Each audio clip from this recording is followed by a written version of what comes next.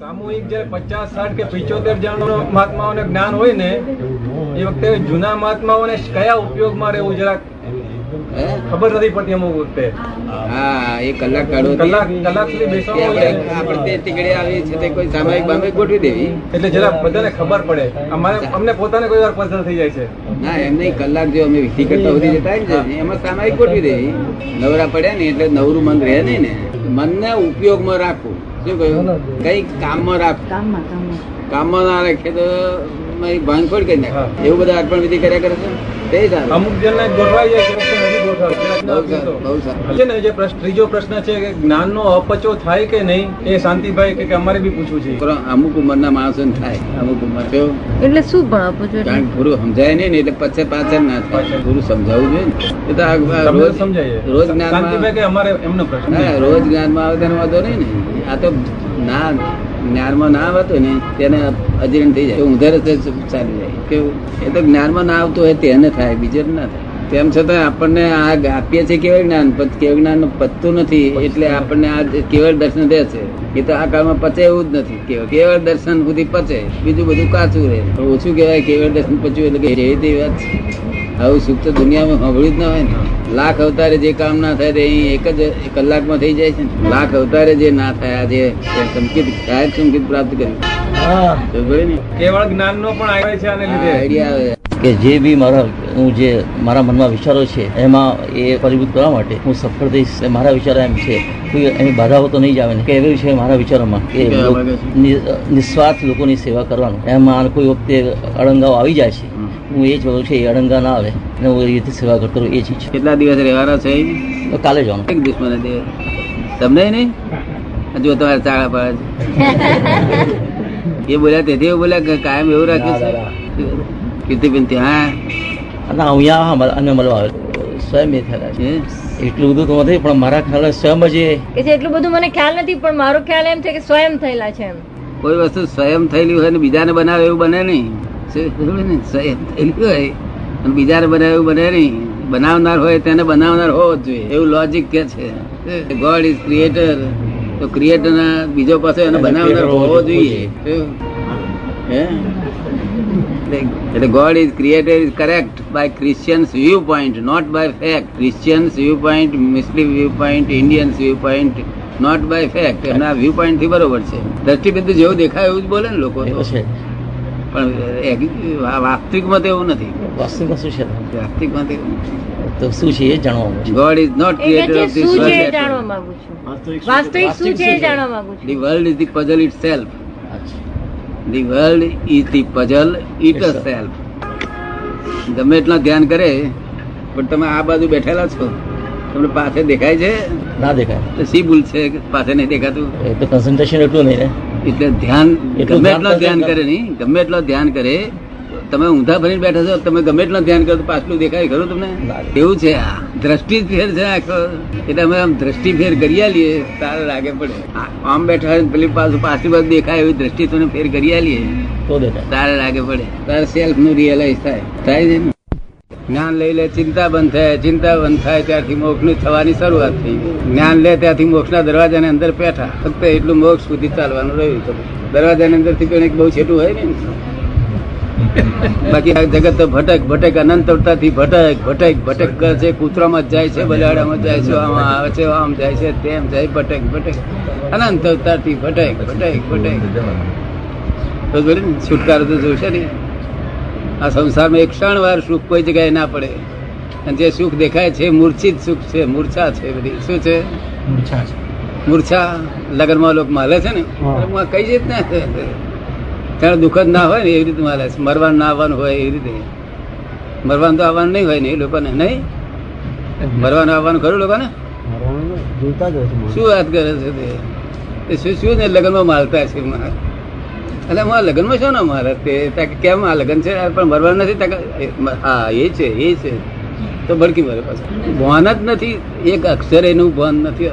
શું ભાન તો એનું નામ કહેવાય પોતાનું શેમાં પરલોકમાં સુખ મળશે અને આ ભાવમાં સુખ મળે એવું જો ભાન હોય તો જ કામ ભાન કહેવાય.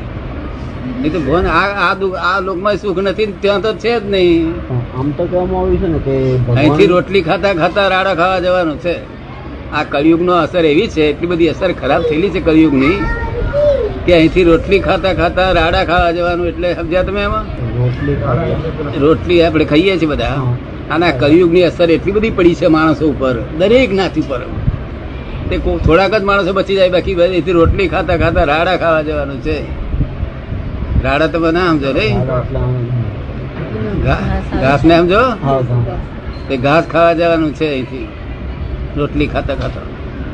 સમજ ને? તમે સમજ્યા? 2 પગના 4 પગ થાય પછી પડી જ ના જવાય ને. 2 પગ વાળા કરતા 4 પગ વધારે પડી જ જવાય નહીં. એવું છે. આ કળિયુગની અસર છે, એમાં કોઈનો દોષ નથી. જૈનો બ્રાહ્મણો બધાને હાથ ભટકવાનું છે. શું આ કળિયુગમાં હારા યુગ હતા તો હતી કશું નતું. દાદા કહેવામાં આવે છે આ કળિયુગની અસર છે કે માણસ મરતો નથી, એનો આત્મા મરતો નથી, આત્મા જીવે જ છે. ઠીક છે. એમ કે છે કે એવું કહેવામાં આવે છે કે માણસ મરતો નથી, આત્મા મરતો નથી, એ તો જીવે જ છે. મરતો જ નથી, પણ જ્યાં સુધી તમે આત્મારૂપ થયા નથી ત્યાં સુધી તમને ભો લાગ્યા કરે ને, મરવાનો ભો લાગે ને. અને તમારું નામ શું? શાંતિભાઈ. શાંતિભાઈ. કે તમે શાંતિભાઈ છો કે આત્મા છો? હું તો આત્મા છું એક, પણ નામ શાંતિભાઈ છે. હા, પણ અત્યારે શાંતિભાઈ અસર થાય છે? શાંતિભાઈ ગાળ દે તમને અસર થાય છે ખરી? હા, તો અસર થાય. તો તમે શાંતિભાઈ છો, શાંતિ આત્મા નથી. તો અસર થાય. આત્મા હોય તો તમને અસર ના થાય, હા, તો અસર ના થાય. અને અસર થાય છે માટે તમે શાંતિભાઈ છો. શું કહ્યું? અને શાંતિભાઈ છે ત્યાં સુધી અસર થાય છે, ત્યાં સુધી ભટક ભટક કરવાનું છે. આત્મા થઈ જાઓ. જો આ કેવા આત્મા થઈ ગયા છે આ બધું. ને આત્મા આનંદમાં તો નથી કે છે, આનંદમાં તો નથી. અને તમે આનંદ જોયો નથી. આ જે જોયું છે ને મૂર્છા જોઈ છે. શું જોયું છે? મૂર્છા એટલે એ મસ્તી, ગધેડા મસ્તી. ગધેડો છે તેના મનમાં રાજા માને. શું? ગધા મસ્તાની મૂર્છા. પોતાના આત્મામાં ભયું પડ્યું, સુખ પડ્યું છે બધું. સી રીતે બહાર નીકળે? એ જ્ઞાની પુરુષો પાપ ધોયા લે અને આમ કૃપા ઉતરે. જ્ઞાની પુરુષ એ કોણ કહેવાય જાણો છો તમે? દેહધારી પરમાત્મા. શું કહેવાય? પરમાત્મા. પરમાત્મા તો કહેવાય. હે? પરમાત્મા તો કહેવાય. પરમાત્મા તો કહેવાય એમ. દેહધારી પરમાત્મા. પરમાત્મા દેહધારી હોય નહીં, સમજ ને? પણ આ જ્ઞાની પુરુષ એટલે દેહધારી પરમાત્મા. કારણ કે દેહના માલિક ના હોય. આ દેહ છે ને એના માલિક તમે નહીં.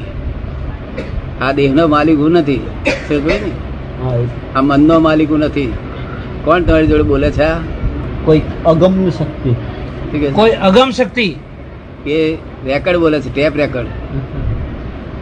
આ જે ટેપ રેકર્ડ તમારી જોડે બોલે ને એવી રીતે આ ટેપ રેકર્ડ બોલે છે. બીજો ફેર નથી જરાય. આ ટેપ રેકર્ડ કુદરતી છે અને આ છે તે મનુષ્ય મેડ છે. સમજ પડી ને? હા.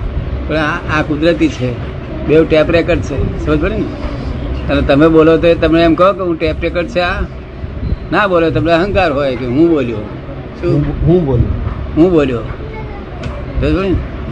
વકીલો કોર્ટમાં બોલે છે ને હું બોલ્યો, કેવું પ્લીડ કર્યું, કેવું નહીં.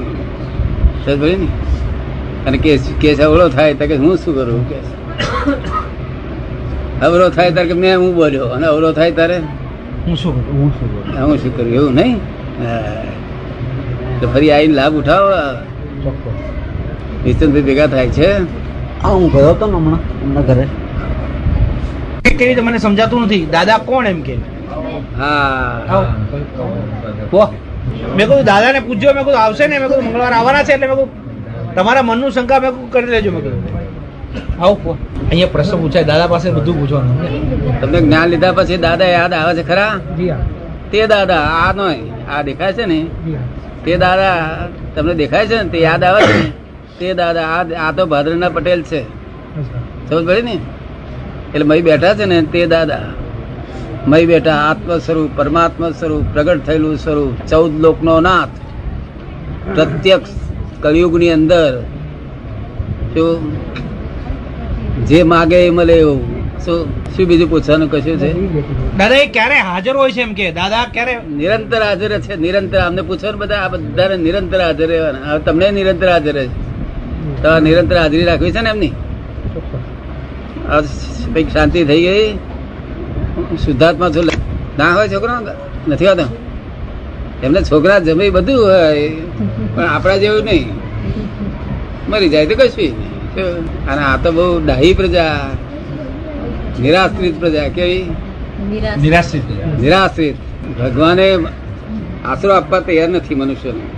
કલયુગના મનુષ્યોને ભગવાન આશરો આપવા તૈયાર નથી, કારણ કે ભગવાનનો એક અક્ષરે પણ માનતી નથી આ પ્રજા. અક્ષરે એક અક્ષરે ભગવાનનો નથી માનતી. એની વાઈફ ન માને, સાહેબ ન માને, બીજાનો માને, પણ અક્ષર ભગવાનનો નથી માનતી. કલયુગની પ્રજા ભગવાનને આશ્રિત નહીં થતા, અમને નિરાશ્રિત રાખ્યા. કે આજના મનુષ્યો જતા હોય અહીંયા આગળ બારગામ જતા અમારા સાથે બારવટિયા મળ્યા અને ધારીઓ દેખાડ્યો એટલે છેલ્લે દેખતા જ મનમાં થાય કે મારું શું થશે, મારું શું થશે, એવું થાય કે ના થાય? જેને મારું શું થશે એ બધા નિરાશ્રિત કહેવાય. શું કહેવાય? મારી શું થશે એવું જેને ભાન છે તે નિરાશ્રિત કહેવાય. શું થાય? ગાયો બેસે ને મારું શું થશે એવું ના થાય. જય પછી પૂછવું પૂછજો. હા, બધું ભગવાન મહાવીરે કહ્યું છે કે સંયમ વગર મોક્ષ નથી. હા, પણ સંયમ કોઈ જગ્યાએ દેખ્યો તે? ત્યાગ છે ત્યાં સંયમ છે જ. ના, પછી ત્યાગ ને સંયમ બે જુદી વસ્તુ છે. ત્યાગ અને સંયમ, ત્યાગ છે તે સ્ત્રી પુરુષ છોકરા લક્ષ્મી ઘર બાર બધાનો ત્યાગ કરે એનો ત્યાગ કહેવાય. શું કહેવાય? ખબર પડી ને? એને સંયમ ના કહેવાય. સંયમ કોને કહેવાય? ક્રોધ માન માયા લોભ રાગ દ્વેષ, એને એ સંયમિત હોય તારે સંયમ કહેવાય. તો આપણે ક્રોધમાન માયા લોભ આપણે જીતવા ધારીએ તો જીતી શકીએ. સંયમ શું કે છે? એ કહે છે કે આપણે ક્રોધમાન માયાલોભ જીતવા ધારીએ તો જીતી શકીએ. સંસારમાં રહીને આ જીતવા શક્ય નથી ને ત્યાં ત્યાગમાં એ શક્ય બને એમ. ક્રોધમાન માયાલોભ જીતવા માટે પણ ત્યાં તો ત્યાગમાં શક્ય ક્યારે બને? જ્ઞાન હોય તો. જ્ઞાન વગર શું થાય? સંયમ નો અર્થ સમજાય ને તમને? ક્રોધ માન માયા લોભ સંયમિત એટલે પોતાના કંટ્રોલમાં હોય. એવું હોય ખરા, પણ કોઈને દુઃખ ના થાય એવું ક્રોધ માન માયા લોભ હોય ત્યારે સંયમ કહેવાય. શું કહેવાય? હા, જુઓ સંયમ દેખાડું તમને. જુઓ આનું નામ સંયમ. શું કહ્યું? મારી એ કરીએ એનું નામ સંયમ. સંયમ જ રહ્યો નથી.